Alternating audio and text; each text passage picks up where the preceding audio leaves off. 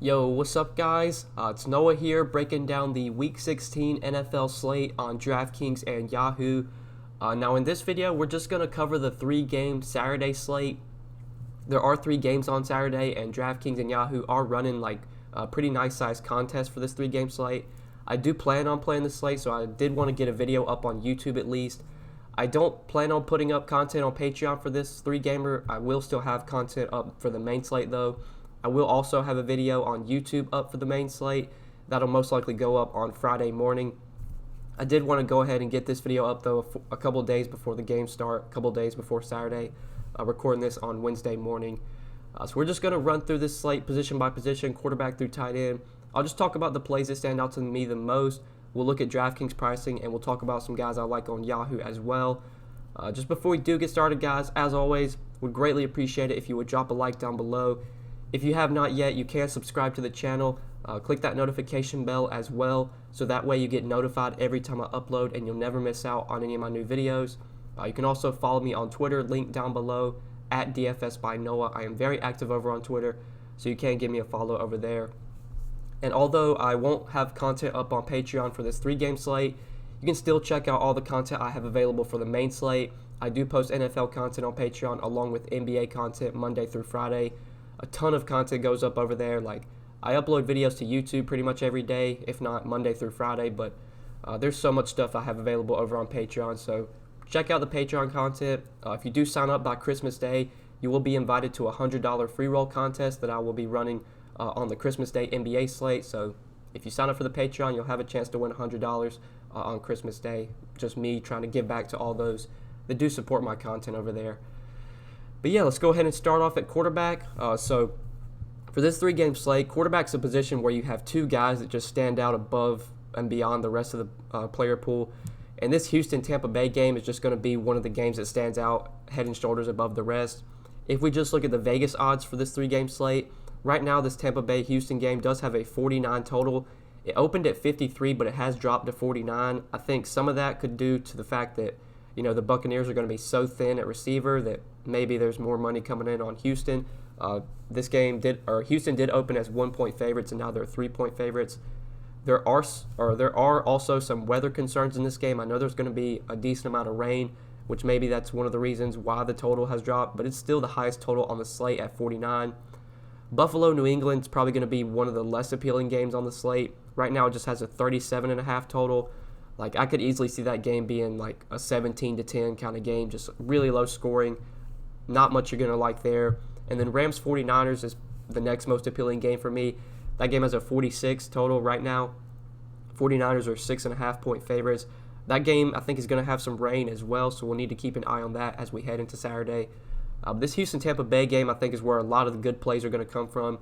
You got Deshaun Watson for $7K, Jameis Winston for $6,900. I have a feeling that Deshaun Watson's going to be the most popular quarterback on the slate, and I mean, that makes sense. It's such a good matchup. Like, the Bucs' pass defense is just so bad. We know this Houston team doesn't really have much of a running game to begin with. I don't see them having much success running the ball on this Tampa Bay team, who has the best run defense in the league. I really like Deshaun Watson here at $7K. But on a three-game slate, you do have to, like, kind of take stands at certain spots. And I really like just going $100 less, playing Jameis Winston, especially if he's going to come in lower owned than Deshaun Watson. Even with like even with the injuries to the wide receiver core in Tampa Bay, Winston still went for 36 DK points last week against Detroit. Threw the ball 42 times, completed 28 of his passes for 458 yards and 4 touchdowns. I mean, Jameis Winston has just been awesome for fantasy this season. Like, you can say whatever you want about the interceptions or whatever, but this dude's just giving you such a high floor. He throws the ball 45, close to 50 times a game. I mean, in a game where they were ahead by like 3 touchdowns for most of the game, Winston still threw the ball 42 times. Like, this Tampa Bay team, they just don't run the ball. They throw it a ton. I expect the same here. There's a chance they're going to be trailing in this game as well. I love Jameis Winston this week. I hope he comes in lower owned than Watson, because that's an easy play that I'll make in tournaments, especially if I'm only playing one lineup and I know like the rest of my lineup is kind of chalky. I'm fine getting off of Watson as a chalky quarterback and just pivoting to Winston. Watson obviously has like the rushing upside and stuff, but I mean, Winston's just going to throw the ball so much. He's such a solid fantasy quarterback with how much he throws the ball. So he's a guy that I like to go to quite a bit. This game has a lot of shootout potential, even with like the rain and stuff. Like this game could still be a shootout. Two pretty bad pass defenses. I like both quarterbacks quite a bit in this game. And then my next favorite quarterback to go to, honestly, it'd probably be Josh Allen for 5,300. You could argue that maybe Jimmy Garoppolo, Jared Goff are in better spots. I mean, it's a tough matchup for Josh Allen, but this guy just has so much upside with his rushing potential. I mean, he faced the Patriots already once this season. Didn't do that well. It was a 10-16 final score, so it was a very low-scoring game. I mean, this game could easily be 10-16 as well. He completed 13 of 28 passes for 153 yards. He did have 3 interceptions in that game. I don't think he had a single touchdown as well. He did have a rushing touchdown, so 11 Draftkings points the last time he faced the Patriots. I mean, it's not a good matchup, obviously, but it's a 3-game slate, and our options are really limited. Like, I would much rather have Allen over Brady. I just think Allen gives you more upside. Jimmy Garoppolo, I'm just not a guy that I've played that much. I mean, I had exposure to him last week against the Falcons, and that came back to bite me. He did not have that great of a game. I feel like if I'm not paying up for Winston or Watson, I'm probably just going to play Josh Allen for cheap and hope he can put up similar scores to those two guys. But if possible, I'm just going to try and jam in Watson or Winston at quarterback because I think those two quarterbacks are by far the best options on the slate. Plus, like, there's not much to pay up for on the slate. Like, your most expensive running backs are 63 and 6,100. You have Hopkins at 8,500, but I don't expect Godwin or Evans to play this week. So your next most receiver after Hopkins, or next most expensive receiver after Hopkins is 80 or 6,600. Tight ends, a position where I actually like some value. You can always find cheap defenses, so you're probably going to be able to pay up at quarterback this week, and I definitely want to with either Watson or Winston, preferably Winston, especially if he comes in much lower owned. But now running back this week, this is a pretty like straightforward position in my opinion. Like, I'm just going to be jamming in Todd Gurley and Raheem Mostert. I just don't like any of the other running backs on the slate. Like, James White against Buffalo, I think, is somewhat appealing. He's just so closely priced to Mostert that I would rather play him for 300 more. Devin Singletary's in a really tough matchup, and although he's a very talented running back and he gets a lot of volume, this is just such a tough spot for him. Like, I don't see him putting up a ceiling game here against this Patriots team. There's other routes I would rather go on the slate. Carlos Hyde's in a tough matchup. Sony Michel's in a tough matchup. If there was one guy or two guys I'd take a shot on for cheap, it would definitely be someone like Ronald Jones.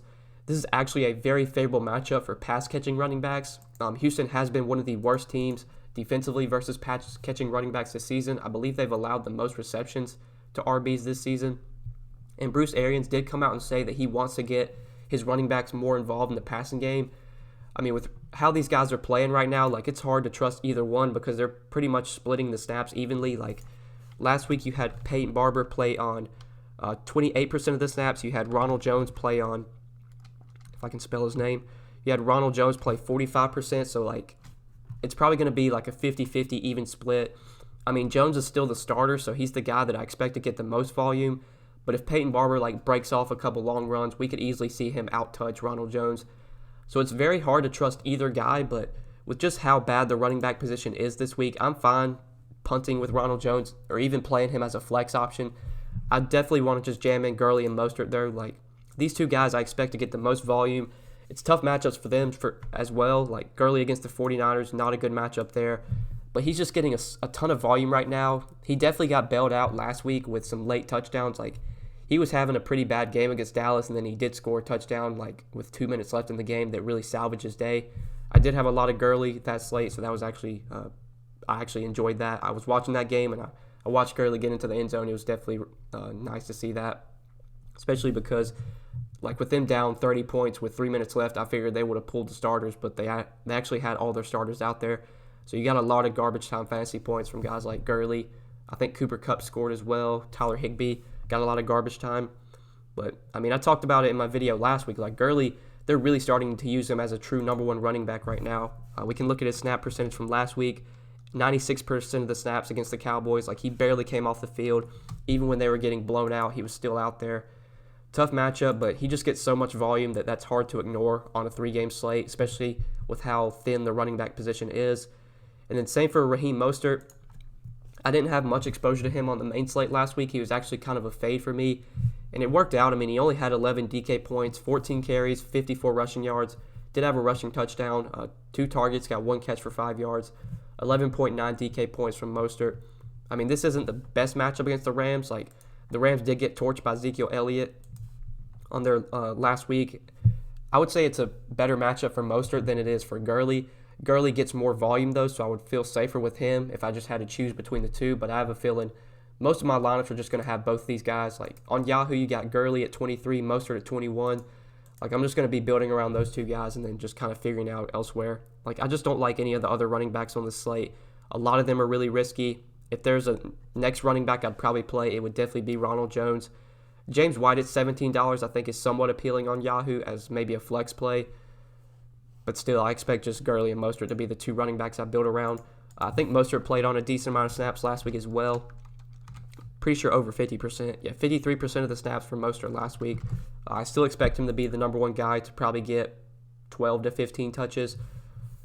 It's really hard to ignore that on a slate where we don't have much to like.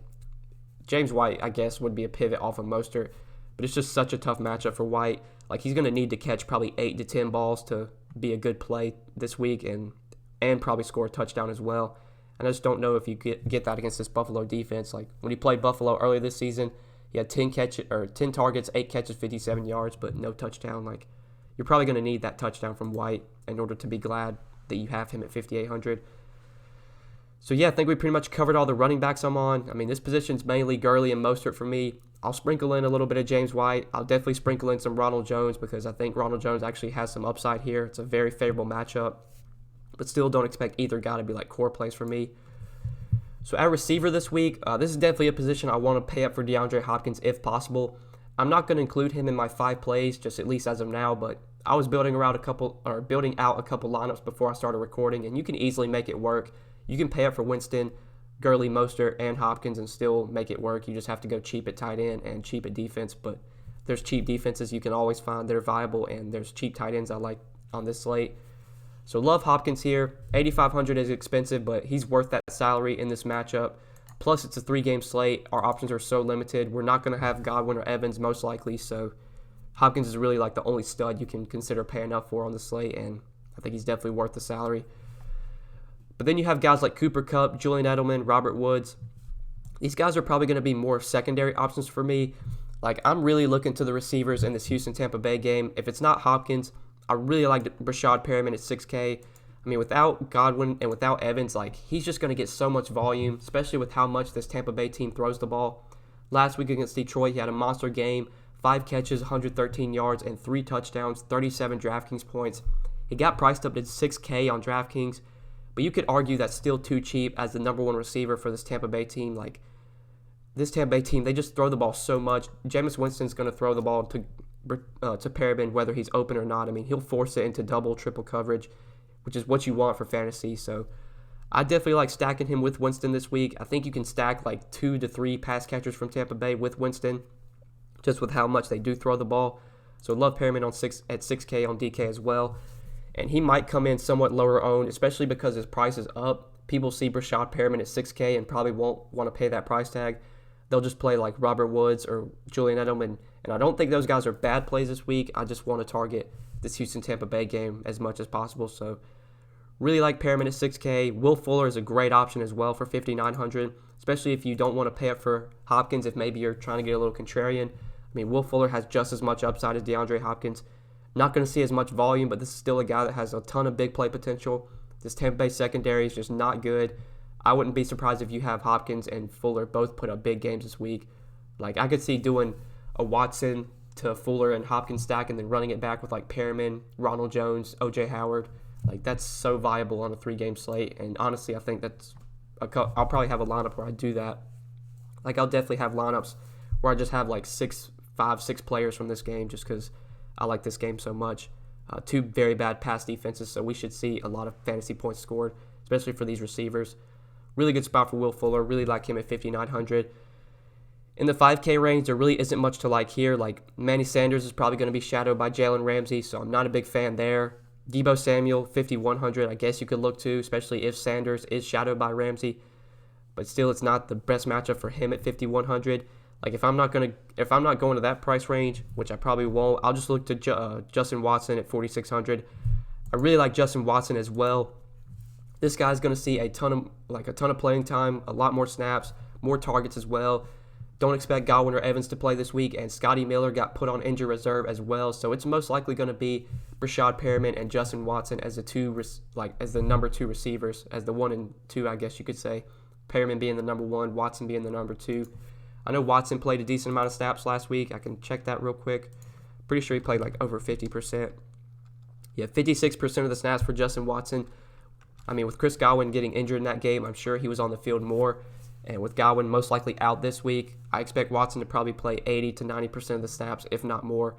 4,600 on DK. He's still really cheap. Definitely like him as a value receiver, especially just with how much this Tampa Bay team throws the ball. On Yahoo, you could definitely look to Watson as well, all the way down here at $13. He's probably one of the better value plays overall. You do have like Woods at 19, Deebo Samuel at 19 you could look to, but honestly, Justin Watson at 13 is probably my favorite value at the position. But I guess we do need to talk about the other Tampa Bay receivers. So Hyman is the only other guy that DraftKings has in their player pool. We could see some other receivers, though, get like maybe called up from the practice squad. I mean, he's still minimum 3K. Like, if Godwin and Evans are out, which I expect them to be, especially with Scotty Miller on IR, like, you're probably going to have Hyman on the field for 50 to 60% of the snaps. He'll probably play as their number 3 receiver behind Scotty Miller and behind Rashad Perriman. Like, he didn't get priced up, whereas Miller and Perriman did. So I could definitely see taking a shot on him, especially if you're, like, really trying to jam in, like, maybe pay up at tight end for George Kittle, if you're trying to pay up at receiver for DeAndre Hopkins, if you're trying to pay up at quarterback. You're going to have to find value, so could definitely see taking a shot on Hyman. I don't know who Yahoo has in their player pool. I think Hyman's the only guy they have in their player pool as well. Yeah, Hyman's the only guy they have in their player pool. I know they do have another receiver. If I'm not mistaken, I forgot what his name is, but I was reading about him earlier. Let's see if I can find it. I know it was a weird name. Rashad Perriman, Scotty Miller, Justin Watson. So Scotty Miller's not going to play in this game. We know that. There was an article on who's going to play as the number 4 receiver, but I mean he's not even in the player pool, so I guess it really doesn't matter. But you'll see Hyman on the field, and he's 3K, so I guess he's worth taking a flyer, in my opinion, just with how much Tampa Bay is going to throw the ball. So, yeah, I think we covered, receiver for this week. Let's go ahead and break down tight end just before we end the video. So, I have a feeling that tight end is going to be a position that I go cheap at, especially because I'll probably be trying to pay up at quarterback and trying to pay up at receiver for DeAndre Hopkins, along with getting Gurley and Mostert into my lineups. So, George Kittle is going to be tough to get in for me. 6,500, I mean, he's the best tight end play on the slate. It's just you're going to have to take a stand somewhere. You can't pay up for everybody. So tight end's probably a position I won't pay up, and I'll go cheap. And I really like going to the Tampa Bay tight ends. I expect them to see a ton of volume this week with no Godwin, no Evans. Bruce Arians also came out and said, or I don't think it was Bruce Arians, but Jameis Winston actually came up to these guys, came up to O.J. Howard and Cameron Brate at practice and said, you guys are going to get the ball this week. So I mean, I expect Howard to probably get 6 to 8 targets. Cam Brate to probably get similar numbers as well. I honestly don't think it's the worst idea to just go double tight end, play Brate and Howard together. If you're doing that, I probably wouldn't play Perriman and Watson as well, because if you're doing that, you probably need those two guys to score all the touchdowns. But I mean, we could easily see Howard go for 8 catches, or not 8 catches, but maybe 5 catches, 50 yards and a touchdown. Cam Brate putting up a similar line as well. And both guys are really cheap. I still prefer O.J. Howard just because I think he gives you more upside overall. But, I mean, I expect both guys to get a good amount of volume. I imagine they're going to run a lot of 2 tight end sets. We can see how much Howard and Brate played last week. Howard played on 88% of the snaps. Cameron Brate played on 41%. So you had plays where these guys were on the field together. I imagine that's going to be the same this week. Brate and Howard are probably my 2 favorite tight ends to go to, especially when you factor in that we need to find value somewhere, and this is a position where I think there is some good value with Howard and Brate. I do prefer Howard, though.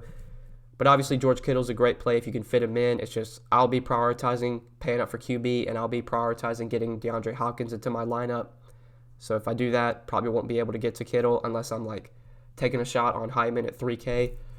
Tyler Higbee I still like as well if Gerald Everett remains out. That'll be news we have to wait and see on, but just the last 3 weeks, with Everett out, he's got 8, 11, and 14 targets. I mean, Tyler Higbee has just been going nuclear. He's playing a ton of snaps, over 90% of the snaps as well.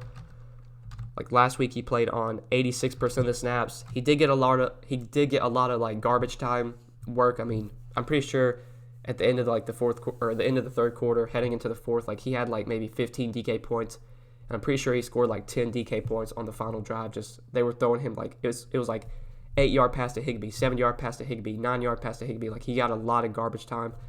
But I mean, the guy's still getting a ton of volume. Not a good matchup, obviously, but $5K, you could argue that that's still too cheap.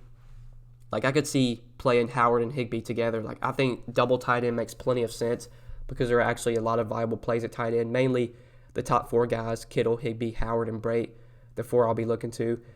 Don't really see myself going cheap at tight end. Just don't think it's necessary.